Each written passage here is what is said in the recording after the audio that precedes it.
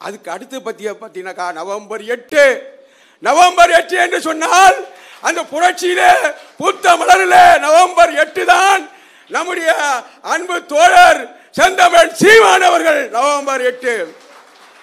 அதுக்கப்புறம் நீங்க பார்த்தீங்கன்னாக்கா நவம்பர் 26 நம்முடைய வேதக பிரபாகர் அவர்கள் பிறந்த நாள்.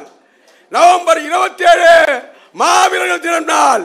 இப்படி நவம்பர் என்று சொல்லிக் கொண்டே போகலாம். நீங்கள் ஒன்றை சொல்லுகின்றேன், மிக முக்கியமாக சொல்லுகின்றேன், நாம் வெற்றி பெறுவோம்.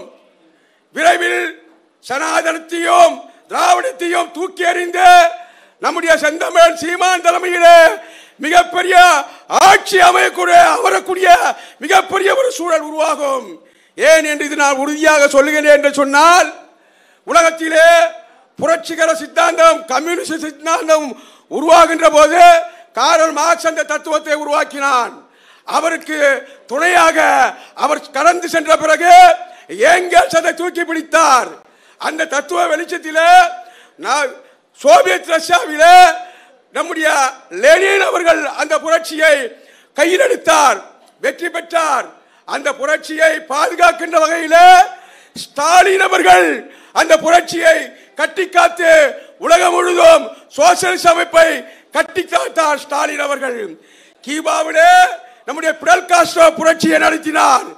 அவருக்கு துணையாக சேக்குவாரா நின்றார். எமது வேதக பிரபாகர் அவர்கள் கிட்டத்தட்ட தமிழ் மண்ணிலே தமிழ் ஈழத்திலே மிகப்பெரிய புரட்சியை சனாதனவாதிகளுக்கும் பௌத்த தீவிரவாதிகளுக்கும் அரச பயங்கரவாதிகளுக்கும் எதிராக மிகப்பெரிய புரட்சியை அவர் ஆயுத புரட்சியை உருவாக்கினார். பல்வேறு தலைவர்களையும் தளபதிகளையும் அவர் கண்டெடுத்தார். ஆனால் அவர் அந்த புரட்சியிலே அவர் இல்லை என்று சொன்னாலும், பல தளபதிகள் அவரிடம் இல்லை என்று சொன்னாலும், இன்றைக்கு அடுத்த கட்ட தளபதியாக தமிழகத்திலே மிகப்பெரிய புரட்சி நாயகனாக தமிழ் புரட்சியுடைய தலைவனாக எமது அருமை தோழர் செந்தமிழ் சீமான் நம்முடைய வேதக பிரபாகரன் வழிகாட்டுதலிலும் உணர்விலும் சிந்தனையிலும் அவருடைய அடையாளமாக இன்றைக்கு திகழ்ந்திருக்கிறார்.